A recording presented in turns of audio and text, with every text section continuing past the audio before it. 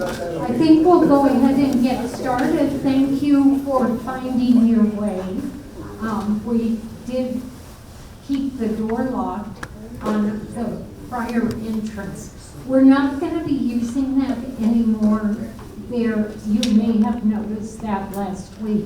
There are nursing classes in here now, and their classroom is right by that entrance. So, good job finding us. Be sure to continue to use the double doors off of South Cascade instead of Third. We're honored this morning to have Gail Zanett Saunders. Gail is a descendant of an Italian immigrant mining family that came to Ouray in 1918. So she is steeped in history. She's a longtime student of Colorado history. She received a BA in history from Colorado State University with an emphasis in both her master's and her bachelor program in Colorado history. She got a teaching certificate from Western in Gunnison, has taught Colorado history and adult literacy, is a semi-retired small business owner, former member of Altrusa and the Montrose Chamber of Commerce. She's also a member of Women Writing in the West and a member of the Chipeta chapter of Colorado Archaeological Society. She serves on the Zanett Foundation, is a disability advocate, and has been associated with the Ouray Historical Society and the museum in Ouray for a lot of years as a volunteer, a board member, and a staff assistant. And I guess most significantly in all of that, she's the author of a book entitled Ouray. It's our pleasure to welcome her today, so we'll turn the mic over to Gail Zanett Saunders.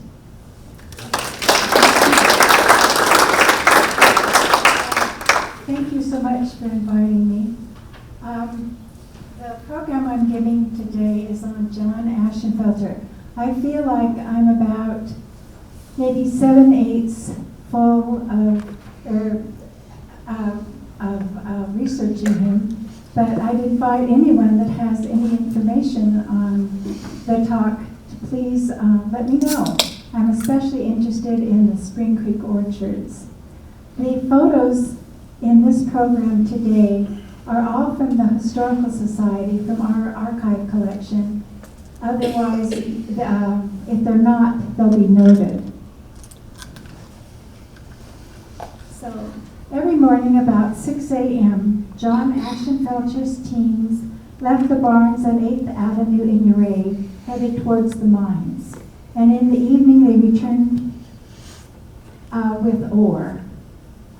They hauled all the supplies, grocery equipment, mining, lumber, and necessities that a mine operation in a remote area would need. And in the evening, the wagons returned, packing burros or wagons, carrying ore for transport to the smelters. So who was John Ashenfelter?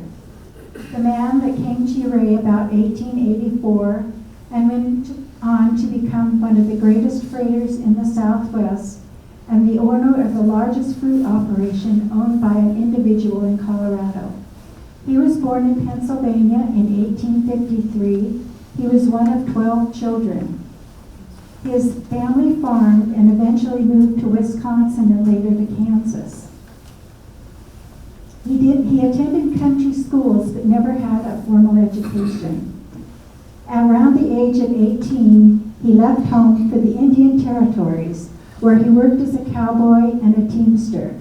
Old-timers in Ouray have described him as being broad-shouldered, stout, and no one said that he wasn't a strong man. In the 1870s, A.E. Reynolds became the leading freighter in the Indian Territories.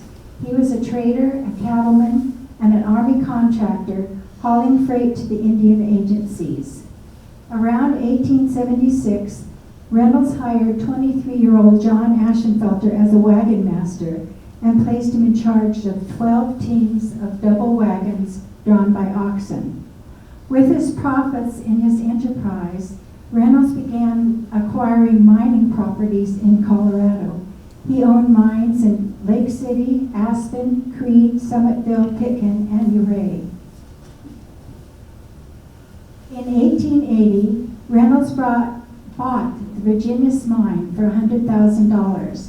At an elevation of 12,500 feet, the mine was in the Sneffels mining district, about 8 miles west of Ouray. He hired H.W. Reed to manage his operation.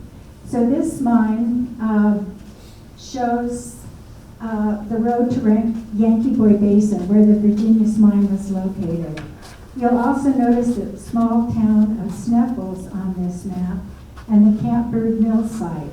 So if you're going up the Yankee Boy Basin, this was one of Ashenfelter's largest freighting areas.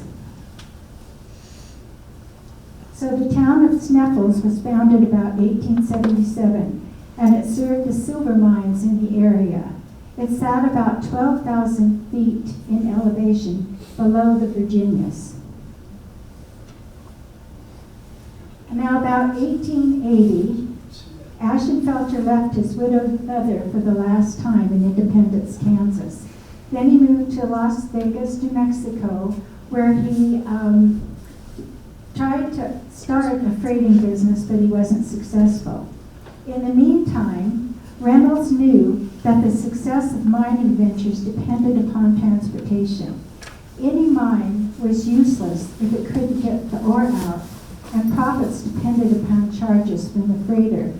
He convinced that young man, John Ashenfelter, to come to Colorado, and Ashenfelter accepted. Before moving to Colorado, he married Lena in 1883. She was about 13 years younger than John. Ashenfelter's first contract was packing ore from the Virginius down to the small settlement of Sneffels. He had no money to start with, but he managed to borrow enough money to buy 8 burros. With steep, undeveloped roads, winter storms, avalanches, and freighting on this trail took a mighty effort. No wagon road existed at that time, so all the freight had to be carried on the back of a burro or a mule.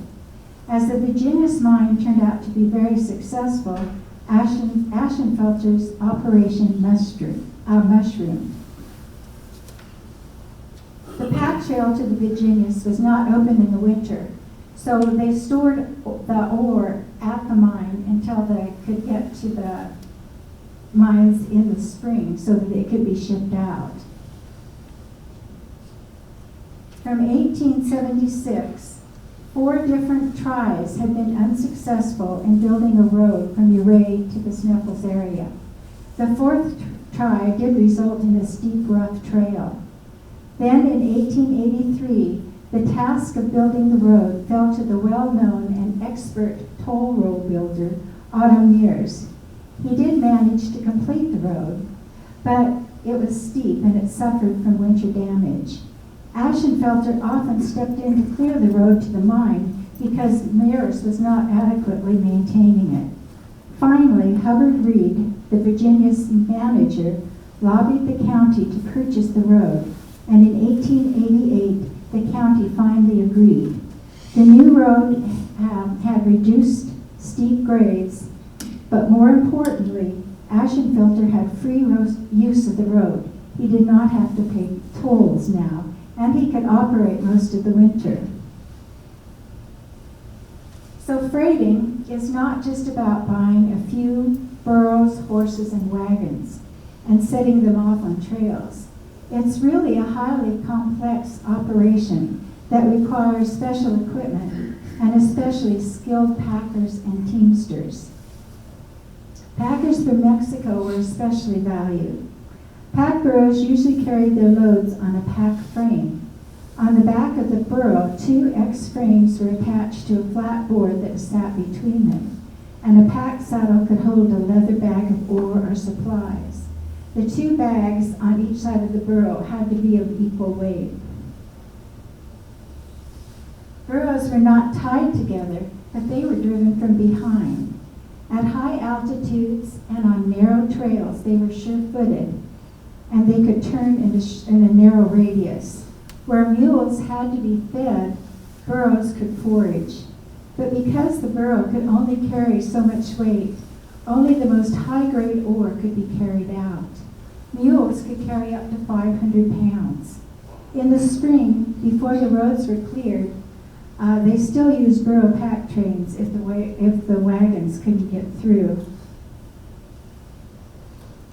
Mules and burros sometimes pulled long loads, like lumber or pipe, with one end dragging the ground. Now the planks of lumber would become shortened as they pulled as the burros pulled the lumber up the trails.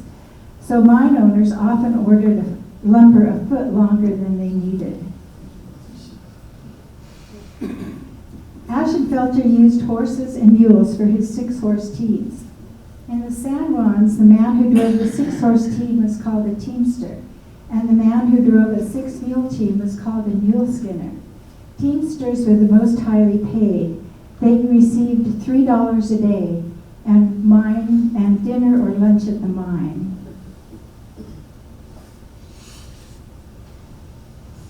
The teamsters sometimes tied themselves to their wagons to keep from falling out. Rough logs, a type of brake, held the rear wheels from turning to help slow the descent of the heavy wagons as they went down the trail. It said that drivers were loners. They might go days without a hot bath or good food.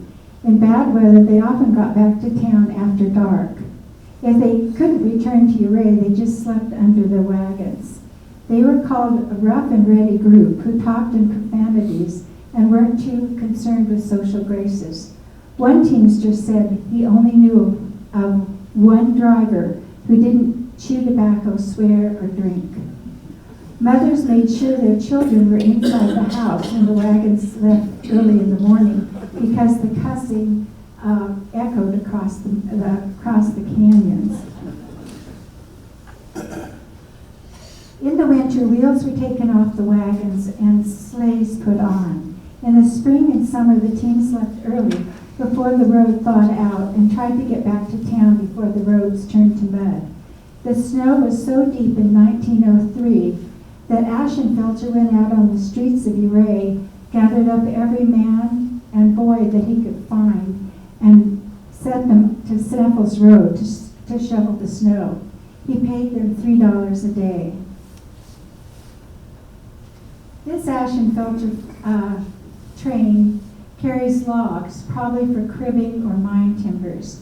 Notice that the logs set directly on the wagon frames and that the drivers were sitting directly on the timbers. By the 1887 season, Ashenfelter had transported 1,500 tons of supplies, 100,000 feet of lumber, and 600 cords of wood to the Virginias and nearby mines. And he brought back 2,965 tons of ore. He employed at this time an average of 25 men. He was outfitting 200 to 300 jacks or mail burros for packing, and he had from 5 to 7 6-mule teams on the road constantly during shipping season from spring to fall. Now in 1887, the Denver and Rio Grande Railroad finally reached Ouray from Montrose. This further reduced Reynolds' freight costs. But mine costs of the Virginias continued to increase. As the mine shafts got deeper following the veins, they started to fill up with water.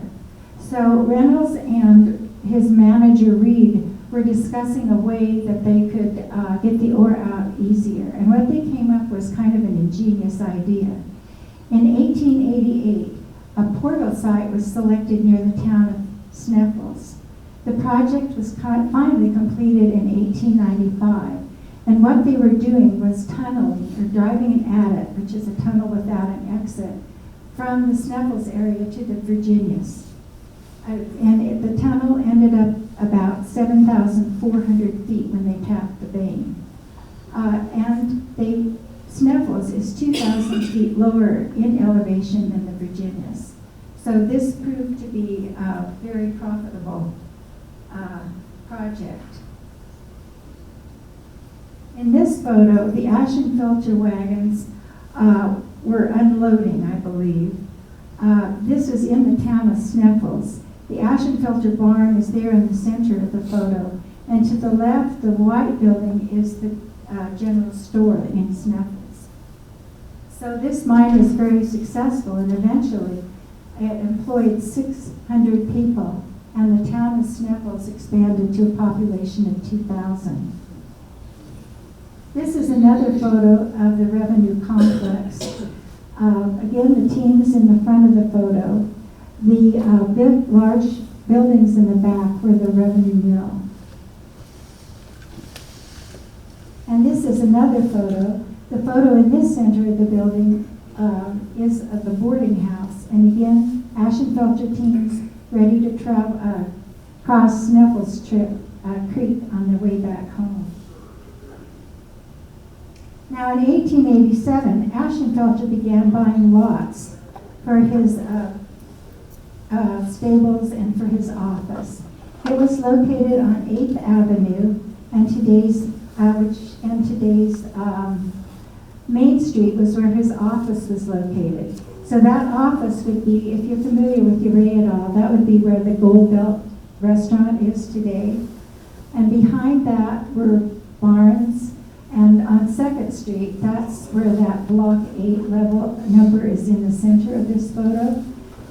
He had more burro stables, corrals, mule stables, livery, freight barn, and interestingly enough, he shared 2nd Avenue with the red light district. So that the Noli complex is where the Roma Saloon and brothel was, and behind that, in the alley, was the Gold Belt Theater, which is kind of a famous structure in Ouray. It was a vaudeville theater and a brothel. Now this is just a larger look, or a photo look, I guess we'll call it, of his complex. In the center of the photo are his barns. They were so there would be about a block and a block and a half away from Main Street.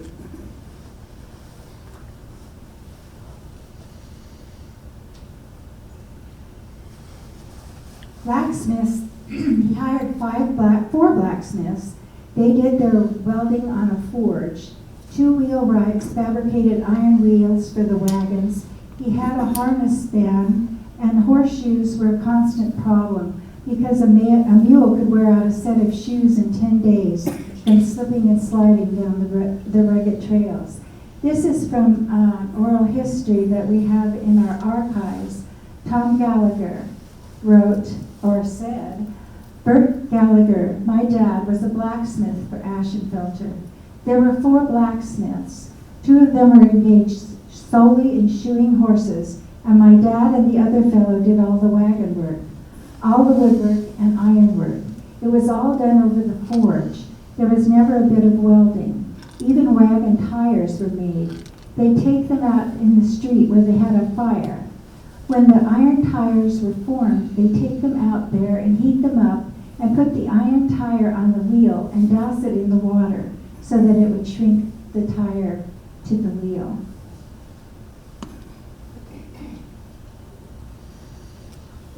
Carpenters made all of Ashenfelter's wagons. They reinforced the floor of the wagon with heavy planks because of the heavy loads. He had the axles specially made in Denver. Along with his freighting business, he also had a transportation business in Montrose, or in Ouray, and he had a contract with the city to douse it down with water, the streets with water, when the dust was great.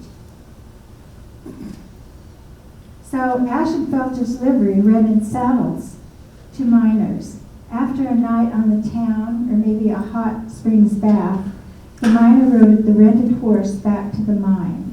Then he tied the reins to the saddle and turned the horses loose. The riderless horse plodded his way back to town. If a woman wanted to take a trail ride, she would rent a horse or a mule or a burro from Ashenfelter.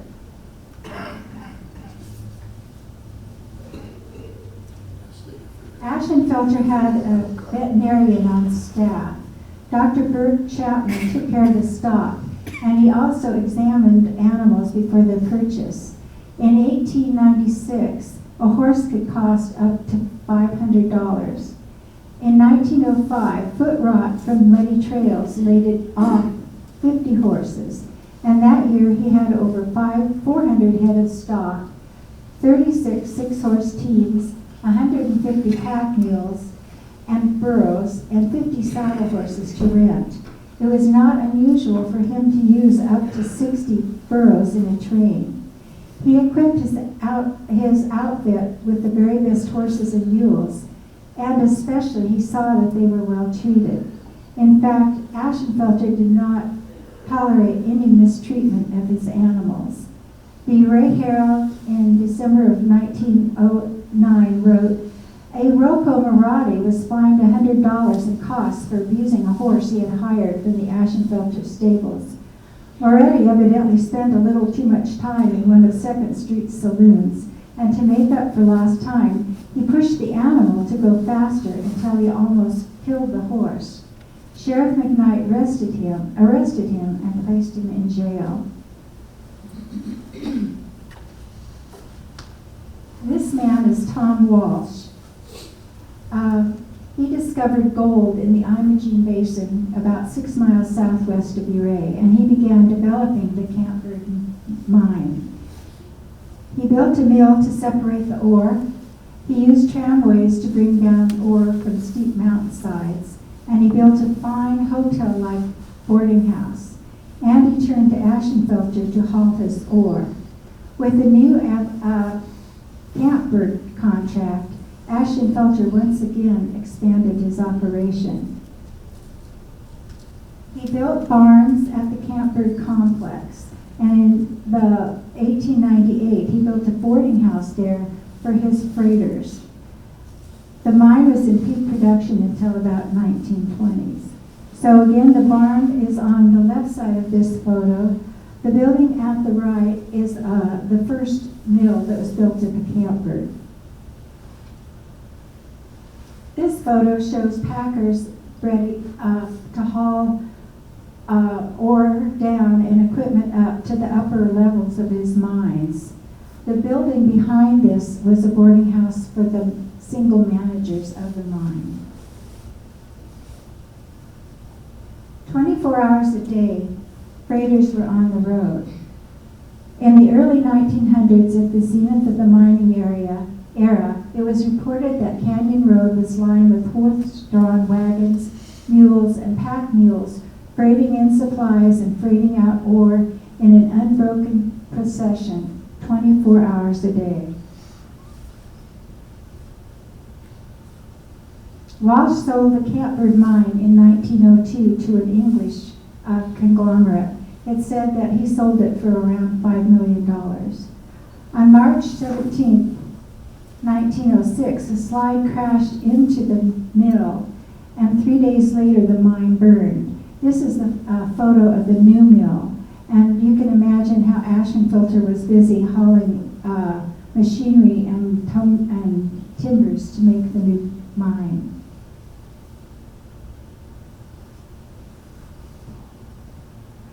This photo was taken between the Campbird and the Revenue.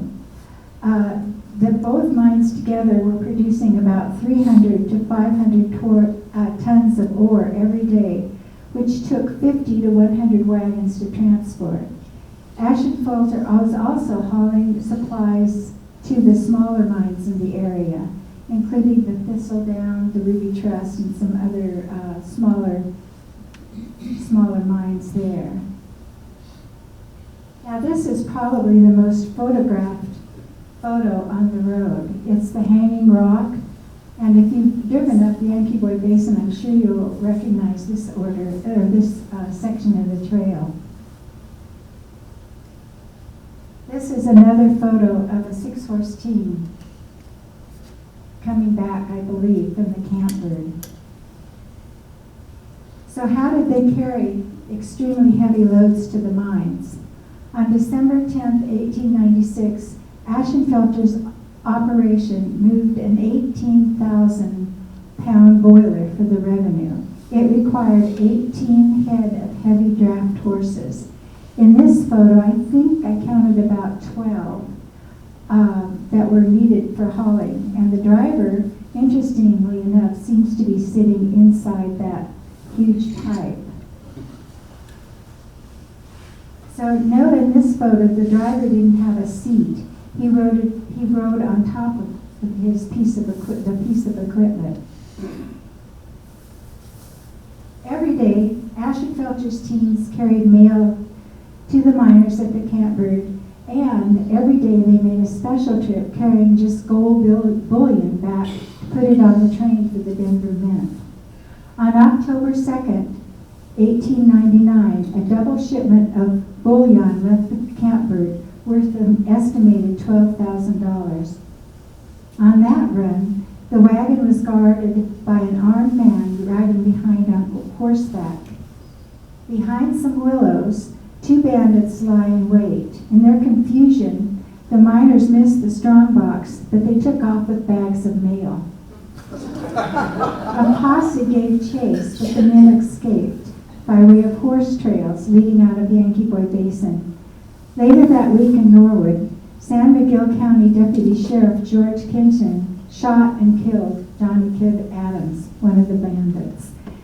This photo is of a wagon carrying sacks of ore. It was taken over the Uncompahgre Canyon, not too far from the town of Ouray.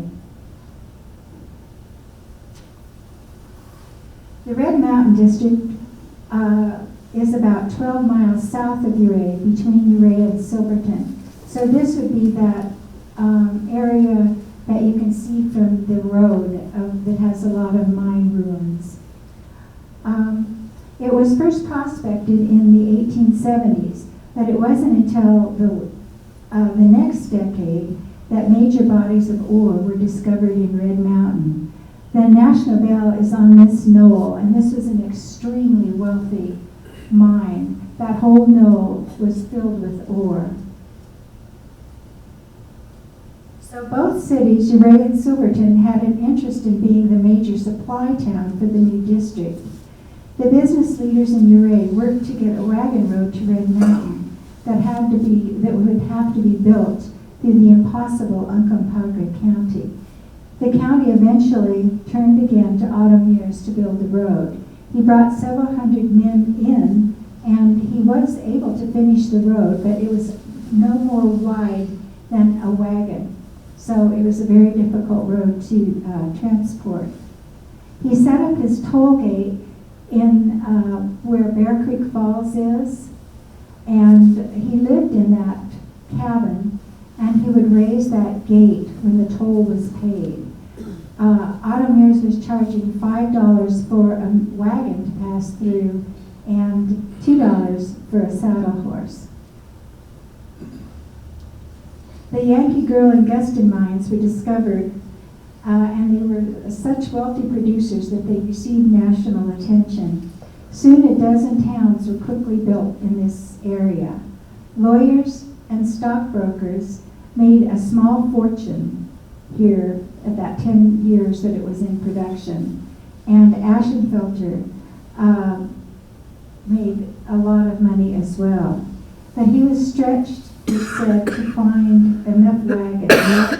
He did keep 6 teams of horses constantly busy. Several mines were in the Ironton Park town site, and it became the largest town in the district.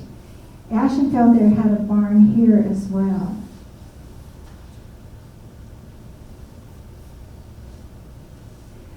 The narrow road caused frequent traffic jams. Stagecoaches on Red Mountain worried about meeting Ashenfelter's teams.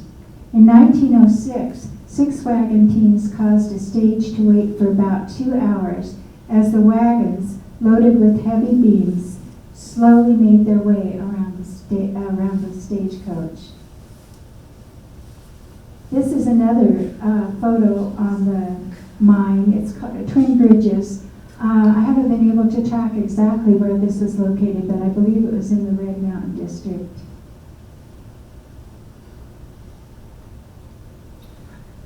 On September 9, 1888, Ouray Silverton Railroad finally reached Red Mountain Town from Silverton. The railroad made the shipment of ore much more profitable. Now it was cheaper for the mines to get their supplies from Silverton, but Ashenfelter kept his 6 teams employed in this district. When Ouray Silverton Railroad could not operate because of the heavy snow, the Ashenfelter teams took up the slack. In 1901, large gangs of Ashenfelter men and teams opened the road from Chattanooga, which is near the top of Red Mountain Pass, to Silverton, by request of the mine owners who could not ship their ore because the railroad was snow-packed. Mayors, upon learning of the situation, hurried from Denver to Silverton and had men, engines, and snow plows get busy and open the railroad. Ashenfelter replied, "Anytime you Silverton fellows get snowed in from the outside world and want to ship ore and can't, just send over here and the Ashenfelter Freight Company will dig you out in short order." So rocks, washes, drop-offs, dust, steep climbs, and narrow one-way trails made for hazardous journeys. Ashenfelter had been lucky not to lose any men until January of 1909, when a slide ran on the upper waterhole slide on Snapples Road. 4 men eventually did perish. He lost 26 head of stock, and at least a dozen men had a narrow escape from death. The slide occurred less than a mile from the Campbird Mill, and the men from the mill ran to the scene and began shoveling. It wasn't until May of that year that the bodies were finally found. So Ashenfelter began digging trenches through the waterhole slide area on Yankee Boy Road during various winter seasons. And April of 1913, the teams finally got through to the Campbird after a slide ran again at Waterhole. They finally dug a tunnel through the area, the first time a tunnel was built through this part of the road. Another very dangerous area was on Ouray toll road between Ouray and Silverton.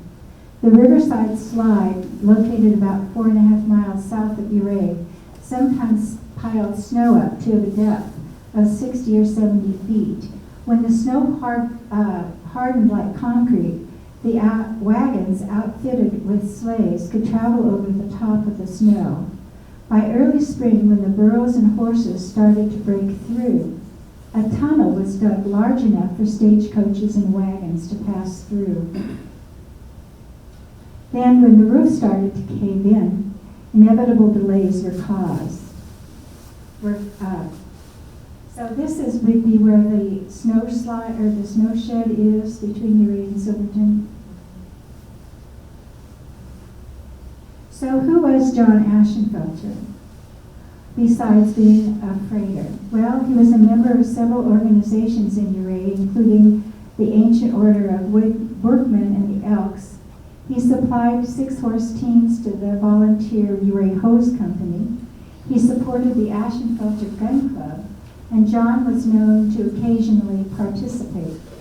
For a short time, he was a member of Ouray City Council, but he quit because he just didn't have time to run his business and be a council member. But he did like the 4th of July, especially the parade, and he always entered a few of his 6-horse teams, and he rode his it was called in the paper, a handsome prize stallion called Old Rocks. The horse weighed 2,020 pounds. Dr. Rowan, on the left there, was a prominent Ouray physician, and he was Ashenfelter's dear friend. Now, Ashenfelter had two brothers, Moses and Frank, who came to Ouray, and Susie Snar and her husband Charles, who had a grocery store there, and another sister, Catherine, and her husband Charles Rowley were also Ouray citizens. So, around 1892, John Ashenfelter purchased land on the edge of Spring Creek Mesa as a place to graze his worn-out stock. The land at that time was barren except for sagebrush. Out of curiosity, he planted a few apple trees on Spring Creek land, and his mule pasture developed into one of the largest orchards in the West. The red soil on the mesa was fertile, and it turned out to be at that time ideal for fruit growing. The lack of rainfall meant that insects were not as much as a problem, and they used irrigation to water the orchards. Soon he had planted over 8,000 trees. He hired the horticulturalist Ed Silva as ranch manager, and his orchard was located at the top of Ashenfelter Hill, which is, of course, the road that leads to Spring Creek up from Main Street, and it was located to the right at the top of that hill and the north. In 1897 and 98, he purchased more land to his orchard. On his now 300 acres, Ashenfelter was raising not only apples, but pears, cherries, apricots, and strawberries. Animals, too, were raised, including at least 200 head of hogs and poultry. On a good season, he was making about $20,000 in profit. And during harvest time, they were hiring 85 to 100 men and boys and women to pick the fruit, while in the off times he employed about 15 people. Not much is known about this home built on the edge of the mesa. One source said it was built about 1900, and it was built with Buckley bricks. And Georgiana Buckley had a brickyard here in Montrose, and a lot of the buildings, especially on Main Street, were built with her bricks.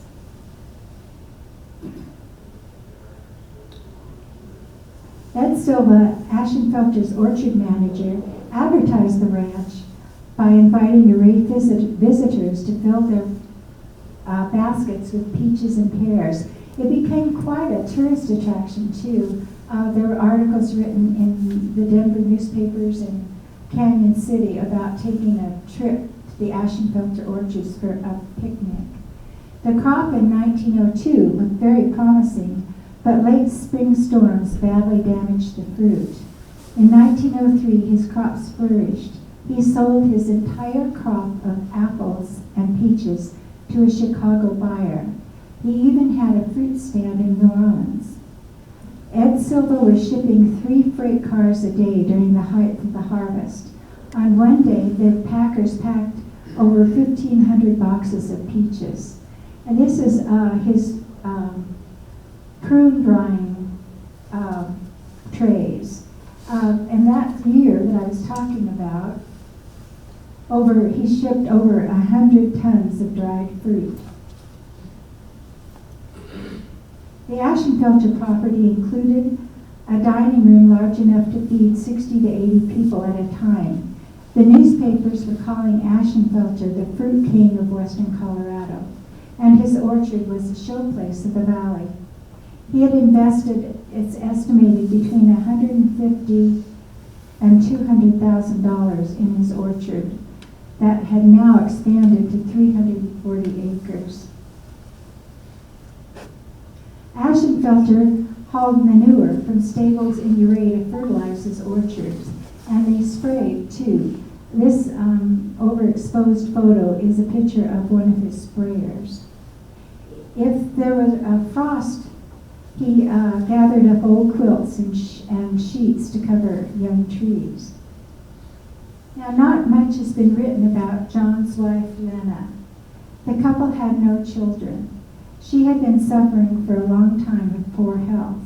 When her health worsened, she spent more time in Montrose than Ouray, thinking a change of altitude would be of benefit. That failed, and she was eventually taken to her sister in Colorado Springs. In October of 1903, John was called to Colorado Springs. Lena had passed away. But the truth was, John Ashenfelter, too, was in very poor health.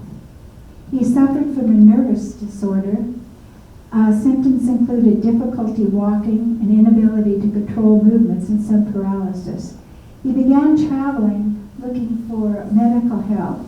In Denver, he took a new electric treatment, hoping to improve his condition. And in 1904, he traveled to the Pacific Coast, seeking medical help. Now, in 1905, an interesting article appeared in the Denver Post, reporting that a marriage license had been taken out by John Ashenfelter of Ouray and a Mrs. Amanda Herlihy of Colorado Springs. Or was she Mrs. Van Stuck, the name Amanda had used when she worked in the office of Ashenfelter's Orchards? A few days later, on July 18th, the Montrose Enterprise announced the marriage, and the Ouray Herald wrote, "The Herald trusts that their journey through life may be a happy one, and that the sunshine and flowers of true contentment may be there." The couple lived in their home on 3rd Avenue with their Amanda's daughter, Catherine. In 1908, George Phillips took Ed Silva's place as foreman of the orchards. That year, the Ashenfelter orchards won 47 horticultural premiums at the Interstate Fair, and at the State Fair in Pueblo, first premium for the best and largest collection of perfect fruit.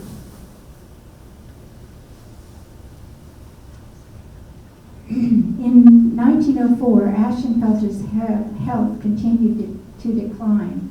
And on December of 1905, just a few months after her wedding, Amanda took him to the sanitarium at Pueblo for his mental health was deteriorating. The next 2 years, he traveled to Hot Springs, Arkansas to take the waters, and the couple began spending their time at winter in the South. In 1908, the Downer, the manager of his trading operations, talked to the Catbird Mine about Ashenfelter not renewing his contract.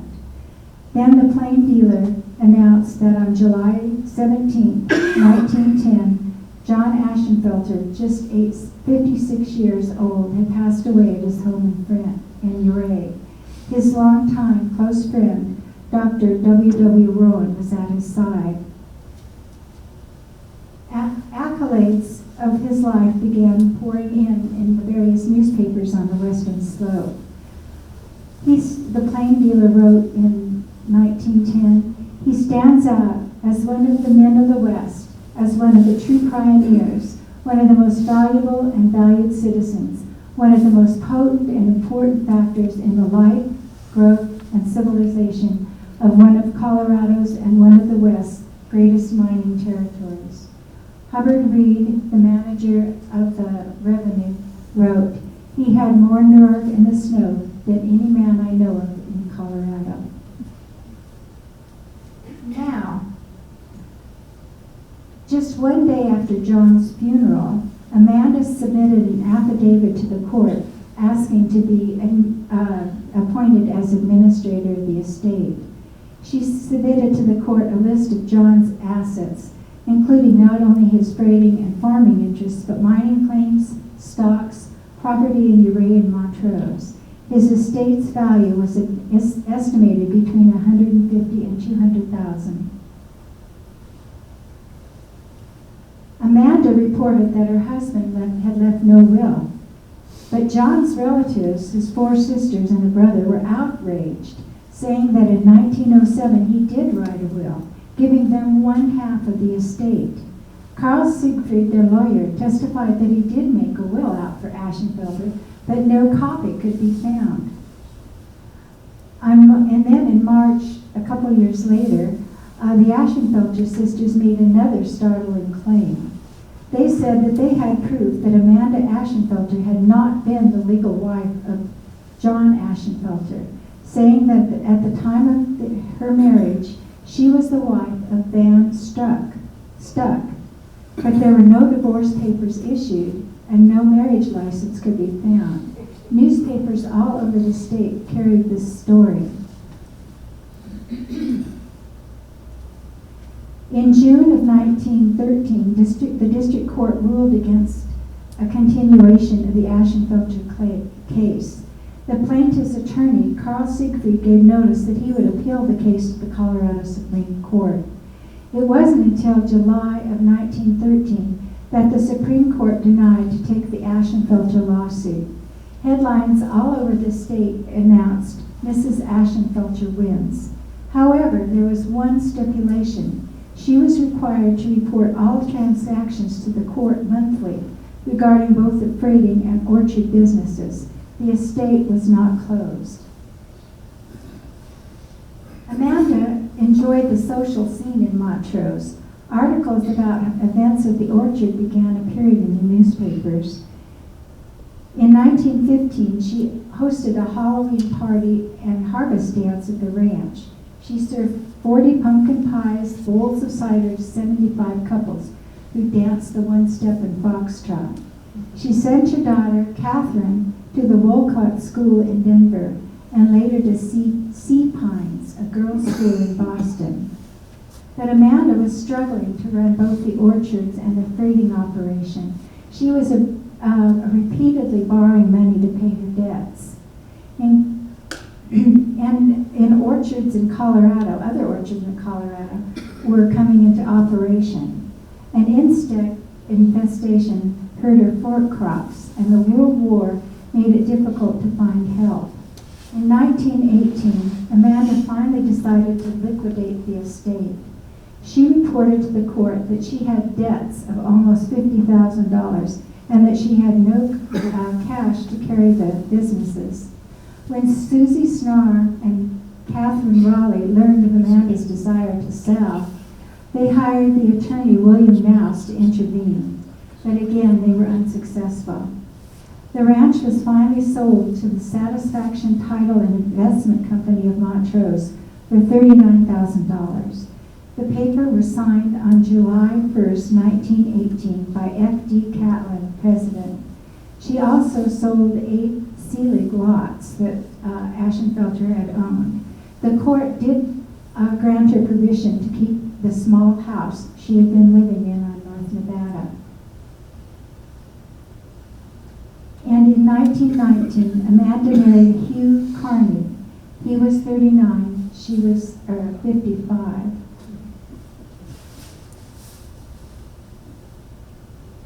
And in 1920, she sold the freighting property to John Donald of Ouray. The real estate was sold for $10,000, and the vehicles and equipment for a little over $6,000. But the mystery remained. Was the Ashenfelter marriage illegal? So we can look at today's genealogy sites, which showed the following. She definitely had legally divorced her second husband, John Hurley.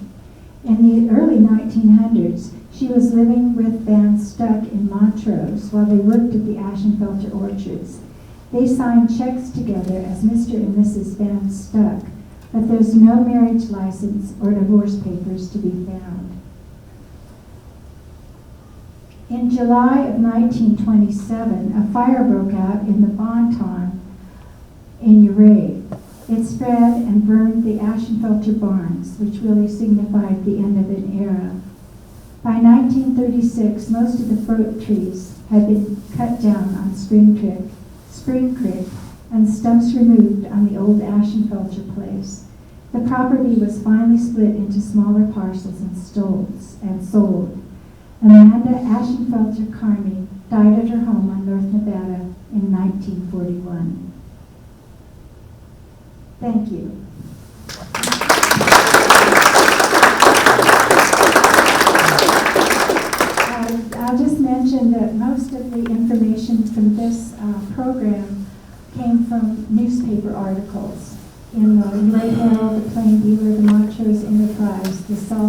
do, the Delta County Independent and the Daily Sentinel. And the books that I've listed were sources that I used for background information. Thank you. Questions? I was wondering how the large amount of orchard was watered back in the time. It was irrigation. And I don't know quite where the water came from on Spring Creek. I don't know if it came from the Gunnison Tunnel. Maybe somebody here knows that. I sure don't. Does anybody, do you know?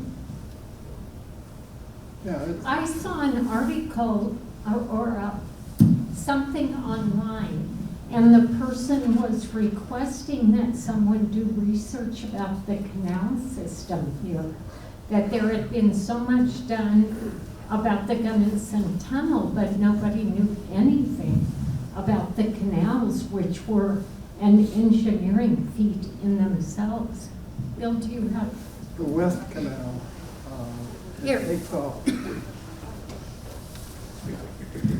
Okay, Spring Creek Mesa is watered by where the West Canal takes off. It actually comes out of the tunnel, up around, crosses the Uncompahgre River, and then comes down along the west side of the valley. And that water actually goes along. If you go up on Spring Creek, get to the top, there's two canals that come down through there that provide water off to the Spring Creek Basin. So those canals were part of the whole system? That's correct.